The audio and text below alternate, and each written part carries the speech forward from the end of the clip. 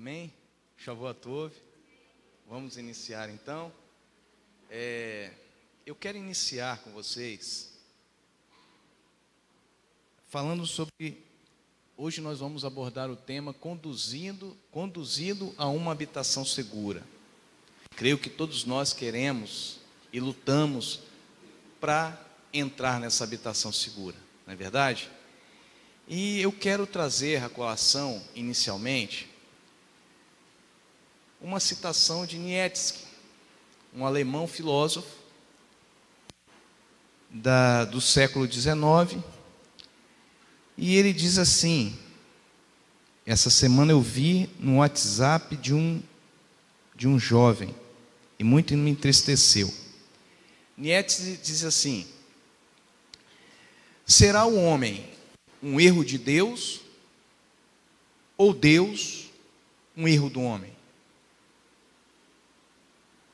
Nietzsche era um filósofo que criticava a religião, criticava a cultura, ele era um crítico.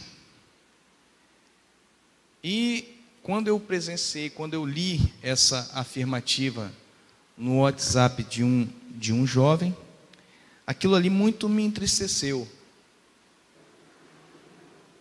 Porque o jovem, ele tem uma formação, eu acho que é do jovem, é própria do jovem, questionar tudo, né? Nós mesmos já fomos jovens, já fomos questionadores. Isso é bom, isso é bom.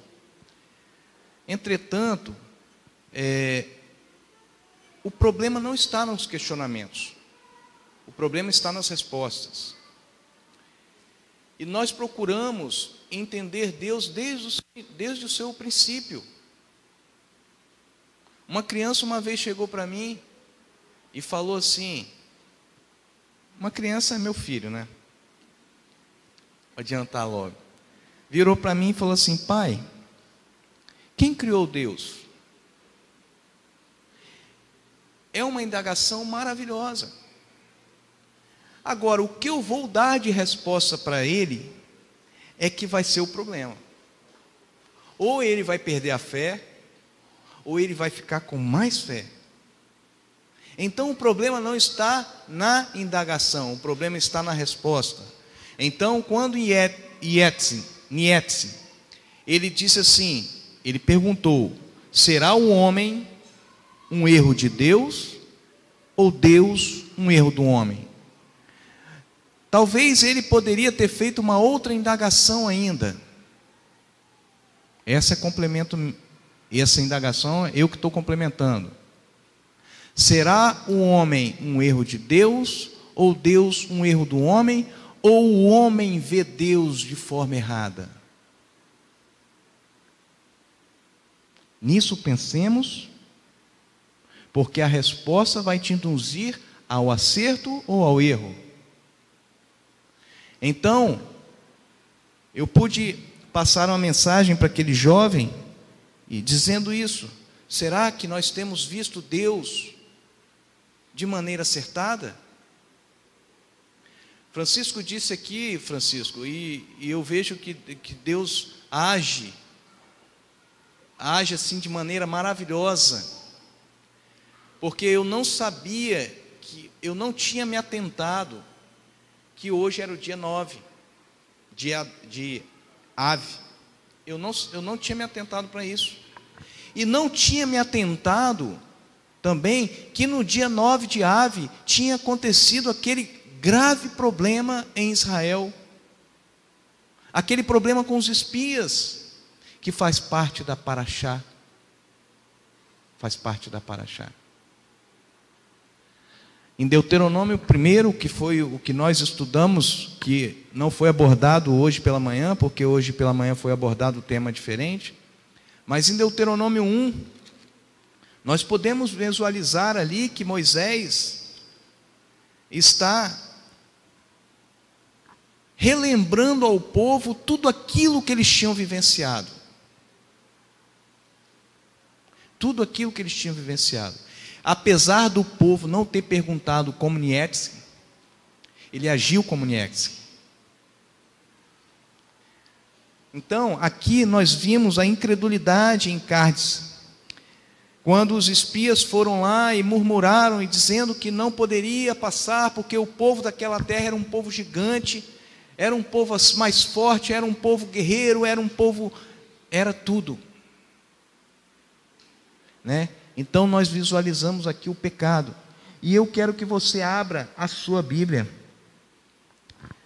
no livro de Hebreus, Hebreus 4. Vamos entender um pouco o que o escritor de Hebreus está falando sobre isso.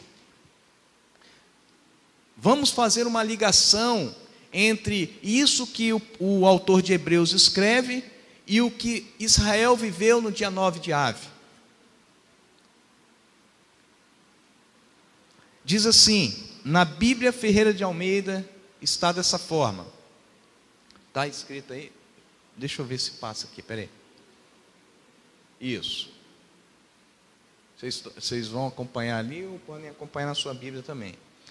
Temamos, pois, que porventura, deixada a promessa de entrar no seu repouso, pareça que algum de vós fique para trás. Na Bíblia Católica, tradução da Bíblia Católica, está assim: enquanto, pois, subsiste a promessa de entrar no seu descanso, tenhamos cuidado em que ninguém de nós corra o risco de ser excluído.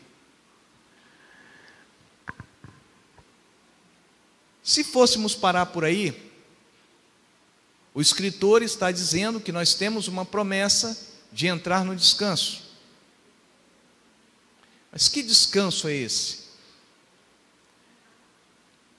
Mas a palavra em grego utilizada nessa expressão entrar no seu repouso vem do verbo katapau, que tem o seguinte significado. Vamos ver. Opa, passou aqui. Tornar quietos, fazer estar em descanso, ou seja, fazer estar em descanso, conceder descanso, ou ainda conduzir a uma habitação tranquila. Este verbo katal tem esses 4 significados: tranquilizar, restringir, levar, descansar. Esses 4 significados. E quando nós observamos o texto em tela, nós observamos que quando o autor está escrevendo ali, a nossa tradução fala, deixar a promessa de entrar no seu repouso. Mas na verdade, quando nós observamos o grego, que é a língua original com que foi escrito, ele está mais para conduzir a uma habitação tranquila. Por quê? Vejamos o que diz o texto, vejamos o que diz. Qual a diferença de conduzir para entrar? O verbo entrar significa passar para dentro, introduzir-se. O verbo conduzir possui um significado diferente, possui o significado de seguir ou continuar até, proceder, direcionar as próprias ações. Roberto, está chato, porque você está falando muito de significado, está chato. Eu quero só que você entenda esse significado para a gente poder entender a mensagem que está na paraxá de hoje, que passou. A paraxá, qual é o número da paraxá? Não, mas qual é o número da paraxá? 44ª paraxá. Então, quando você vê o contexto em que foi escrito aqui o livro de Hebreus, o autor está dizendo que resta um descanso para o povo de Deus. Mas, que descanso? Que promessa é essa? Aonde é esse descanso do povo de Deus? Aonde está o descanso desse povo de Deus? E aí, nós visualizamos que a melhor tradução para esse texto, Francisco, seria a expressão de que a promessa de se deixar conduzir. Você se deixar conduzir a habitação segura. E aí eu quero que você vá comigo lá em Números 14. Números 14. Números 14 é aonde faz o relato daquela situação constrangedora que acontece com o povo diante de Deus. No capítulo 13, versículo 25, os espias voltam da terra, trazendo um relato. Ao fim de 40 dias, versículo 25, voltaram de espiar a terra, vieram a Moisés, a Arão, a toda a congregação dos filhos de Israel no deserto. Deram-lhes conta a eles, bem como de toda a congregação, e mostraram os frutos da terra, que eram maravilhosos, os frutos da terra. Relataram a Moisés da seguinte forma: fomos à terra que nos enviastes, ela verdadeiramente mana leite e mel, e este é o seu fruto. Eu quero fazer um pequeno lembrete. A promessa dada a Abraão era de quê? De que ele iria herdar, ele e a sua descendência iriam herdar a terra. Ele e a descendência iriam entrar na terra. Essa terra prometida era a terra de Canaã. Era a terra prometida. E essa terra prometida era uma terra que manava leite e mel.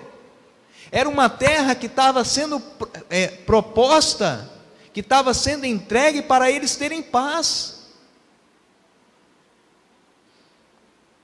E o povo foi mantido cativo por 400 anos, oprimido por 400 anos. Então houve a necessidade de quê? De que se levantasse um homem que conduzisse o povo a essa terra, e o homem era Moisés. Ok? Eu só estou fazendo uma lembrança. Ora, Deus ouviu o clamor de opressão daquele povo. Deus ouviu o clamor de opressão daquele povo. E fez o quê? Levantou Moisés para que levasse o povo à terra prometida, onde lá eles teriam descanso e teriam paz dos seus inimigos. Essa era a ideia. Essa era a concepção ideal de Elohim. Mas o que aconteceu nesse meio? O que aconteceu nesse meio foi que uma geração foi destruída pela falta de fé. Pela falta de fé. Lembra quando no início eu falei para vocês que a resposta que nós vamos dar, ela vai nos dizer a fé que nós temos. Deus é um erro do homem, ou o homem é um erro de Deus? Ou nós vemos Deus de maneira errada? É isso que eu quero que vocês entendam. A nossa fé é que vai responder. A nossa fé é que vai responder. E sabe qual é o problema? É que nós sabemos disso. Nós cantamos, e nós vamos cantar agora, Poliana. Pode vir. Nós vamos cantar agora este louvor, e depois eu falo o que está acontecendo conosco. Nós temos que agir de acordo com o que a gente pensa. E muitas vezes nós pensamos e falamos e não praticamos. Essa é a verdade. Então nós fazemos a mesma coisa que aquele povo ali, no dia 9 de Ave, fez ali no deserto. E uma geração toda foi destruída. Uma geração toda foi destruída. Nós queremos que a nossa geração seja destruída? Eu não sei qual é o seu problema, meu irmão. Eu não sei qual é o seu gigante. Eu não sei qual é a sua montanha. Eu só sei de uma coisa: se você precisar de provas, se você precisar da geografia, se você precisar da arqueologia para provar a sua fé, então você está no caminho errado. A fé não se prova, a fé se vive. A fé não busca na arqueologia a prova de que Yeshua existiu. Ele simplesmente existe no meu coração. Isso é fé. A fé é quando eu transporto uma barreira que aos meus olhos está intransponível. Isso é fé. E aqueles espias não agiram dessa forma. Aqueles espias não se deixaram conduzir ao descanso que Hebreus fala aqui. A promessa de descanso. Pode cantar, irmãos. A promessa de descanso. E do mesmo jeito que eles erraram ali no deserto, nós erramos hoje. Disse o Senhor a Moisés: até quando me provocará este povo?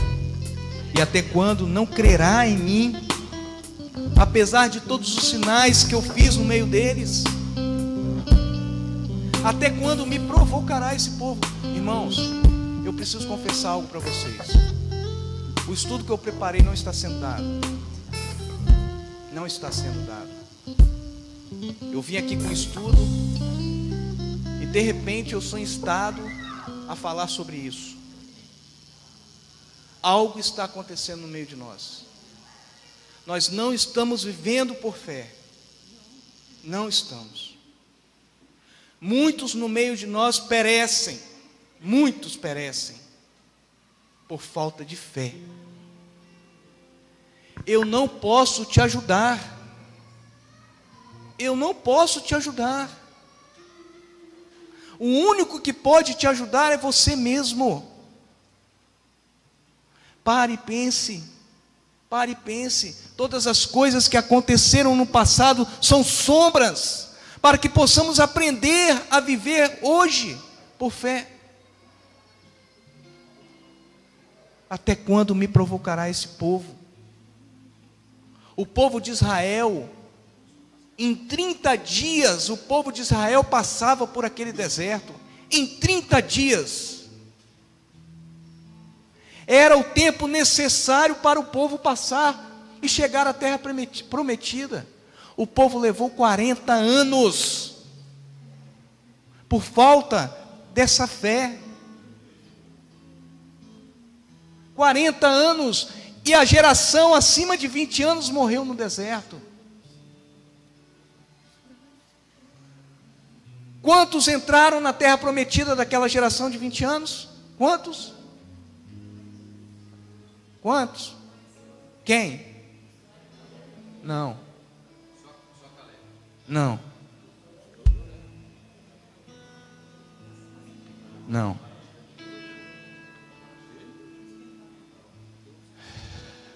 Eu não sabia disso também.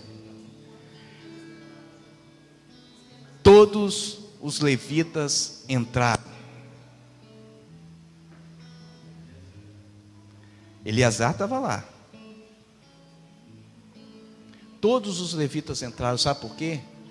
Porque não fizeram parte do primeiro recenseamento.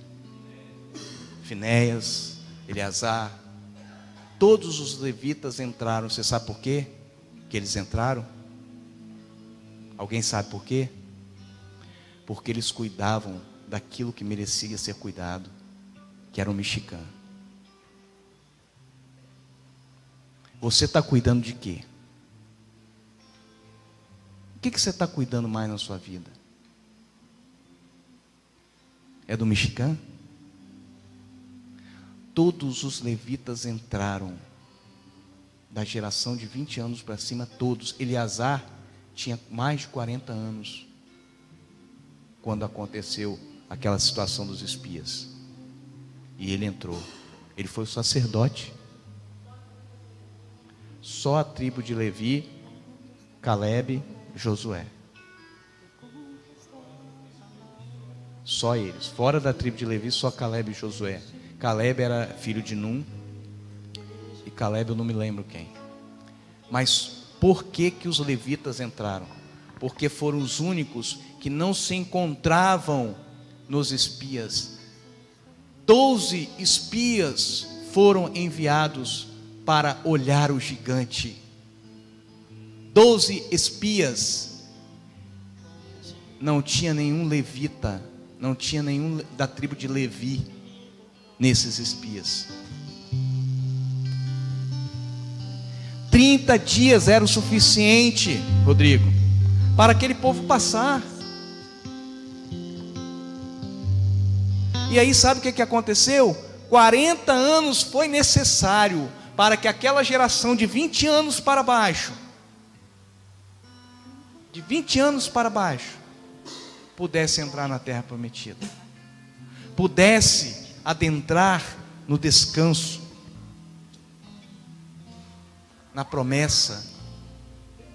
Aí você levanta a sua mão e diz: eu creio na promessa, eu estou dentro da promessa. Mas a primeira situação de derrota na sua vida, você se prostra diante do seu inimigo, que é você mesmo. Seria essa fé, irmãos, que você se abate?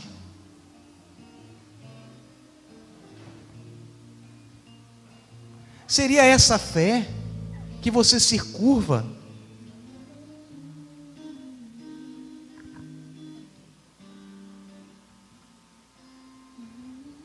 O relato dos espias tem sido o nosso relato. Olha, eu estou com câncer, vou me prostrar, eu não acredito mais nesse Deus. Um dia eu ouvi isso de um homem que estava com câncer. A minha vida inteira eu vivi temendo a Deus, ele falou comigo, e agora eu estou sofrendo com esse câncer. Eu não acredito mais nesse Deus.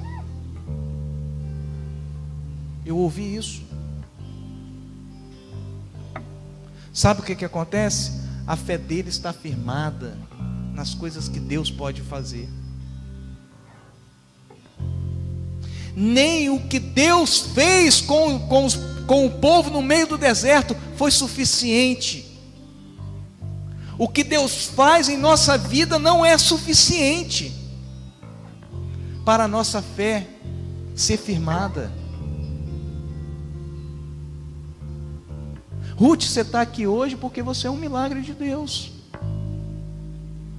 Quantas coisas você já passou que não era para você estar aqui hoje? E assim por diante. 30 dias era o suficiente, era a linha reta para passar o deserto. E não conseguiram. Aí sabe o que acontece? Aquilo que Deus tem planejado para a gente joga fora. Aquilo que Deus tem planejado para a gente, nós jogamos fora. Por quê? Porque nós olhamos aquilo que nos atormenta após dia. Quando Yeshua disse assim: Senhor, Pai, eu não peço que os tires desse mundo, mas que os livre do mal. Essa oração de Yeshua estava querendo dizer o quê? Eu não te peço, Pai, que eles não passem pelo que o mundo está vivendo, pelo que o mundo está passando, porque isso vai amadurecê-los. Mas eu peço que o Senhor livre do mal. E o mal está dentro de nós. Paulo diz isso: o bem que eu queria fazer, esse eu não faço, e o mal que eu não deveria fazer, esse eu cometo. O Yetzer Hará está dentro de nós, é o nosso adversário. Não é o diabo, não é Satanás, não é anjos, não é demônios, somos nós mesmos. O Yetzer Hará é que é o nosso adversário.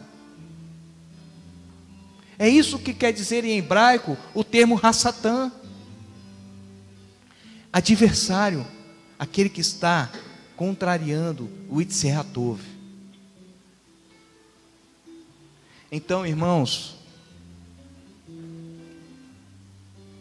eu não vou conseguir dar a lição de hoje. Eu só quero dizer isso para vocês. A nossa fé está firmada nas coisas que Deus faz. E não é esse o caminho. A nossa fé tem que estar firmada naquilo que Deus é para nós. E o que Deus é para você? Um ser espiritual que criou todas as coisas. Amém. Amém, é verdade, Ele criou todas as coisas.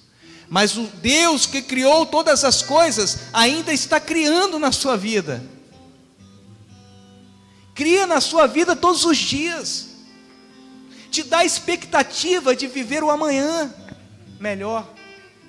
Te dá a expectativa de você entrar numa morada segura. Essa é a promessa dele. Então por que murmuramos? Eu estou sem dinheiro. Eu estou doente. Eu estou com problemas outros que eu não sei qual é. Se você está com esse problema, eu quero que você saiba uma coisa: não é só você que tem problema. Não é só você. Agora, sabe qual é o nosso problema? É que nós achamos que o nosso problema é maior do que o do outro. E nós muitas vezes deixamos de ajudar o nosso próximo porque nós consideramos que o nosso problema é maior. Essa semana que se passou, uma família conhecida da irmã Marlene foi acidentada lá em Mato Grosso. Isso acontece todos os dias, acidente, não é verdade? Só que uma criança de 4 anos perdeu pai, mãe e ainda está em estado grave. E sabe o que diz a minha fé? Coitadinha. Coitadinha, perdeu os pais. Quando na verdade a minha fé tinha que falar assim: que Deus é Deus. Se Deus tirar a vida dela é para a honra e para a glória dele, porque é Ele que domina todas as coisas. Se Deus quiser que ela viva, ela vai viver e vai ser uma bênção. Sabe por quê? Porque aquele que está morto, ainda que esteja morto, pela fé viverá. Pela fé viverá. Eu não sei, meu irmão, qual o seu problema. Eu não sei qual a sua aflição. Eu não sei o que te incomoda todos os dias. Mas eu quero te dizer, nós estamos juntos.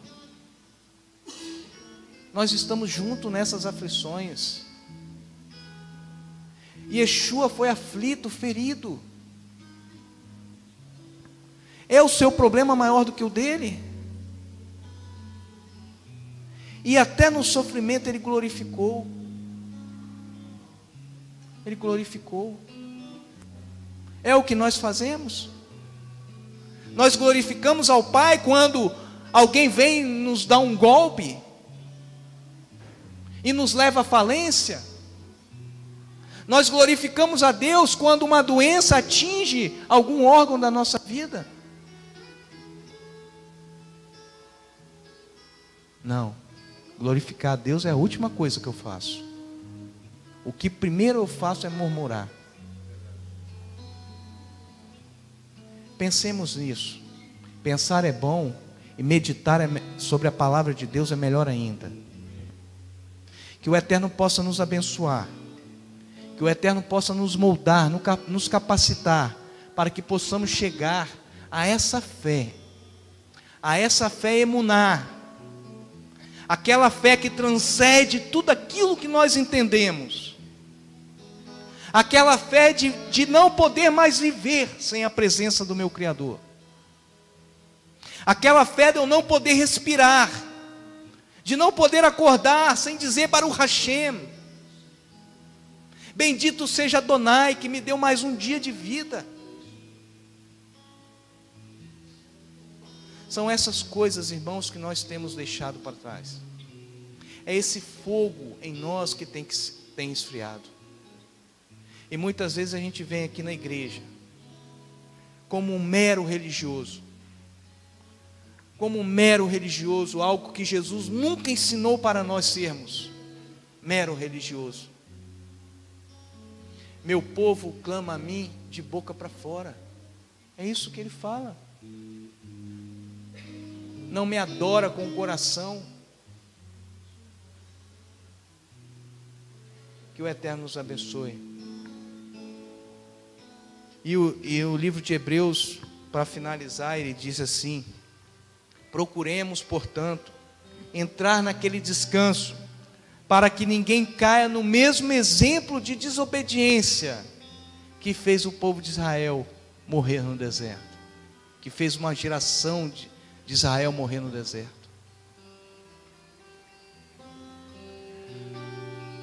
Muitos judeus morreram. Durante muitos anos, judeus morreram. No Holocausto, judeus morreram. Mas o que o povo não sabe é que Deus permitiu tudo isso. Mas nós lamentamos e não queremos descobrir o porquê que Deus permitiu. Por que que Deus permite algo acontecer na nossa vida? Esses dias uma cliente me ligou. Ela é policial militar. Me ligou apavorada, dizendo assim: meu filho de 13 anos está sendo levado para a delegacia, porque ele viu o celular e um outro amigo dele diz assim: pega o celular para mim. Ele foi e pegou o celular e entregou para o amigo, e aquele celular era para ser vendido. O celular da pessoa estava sendo roubado, furtado por aquele menino de 13 anos, filho de um policial militar. E ela ligou para mim e disse assim: meu filho está sendo algemado, e pela lei não pode. Pela lei, um menor de idade não pode ser algemado, ele tem que ser conduzido sem algema. A primeira coisa que eu falei com ela: você tem toda a razão. Você tem toda a razão. Seu filho não pode ser algemado. E é por isso que ele está nessa situação, porque você tem defendido o seu filho. Deixa ele ser algemado. Deixa ele ser balançado. Deixa ele ser sacudido, para que ele possa aprender que Deus é Deus. É essa a nossa fé. Nós não agimos por lei, nós agimos por fé. Eu tenho fé que aquele menino nunca mais vai querer passar por aquelas algemas. É isso que faz, Deus faz isso para a nossa perfeição. Deus não faz isso para a nossa vergonha, não. Deus possibilita isso para que nós podemos ser melhores a cada dia. O mal vem para isso, irmãos. Então glorifique a Deus naquilo que acontecer na sua vida, se for bem ou se for mal. Amém. Amém. Que o Eterno nos abençoe.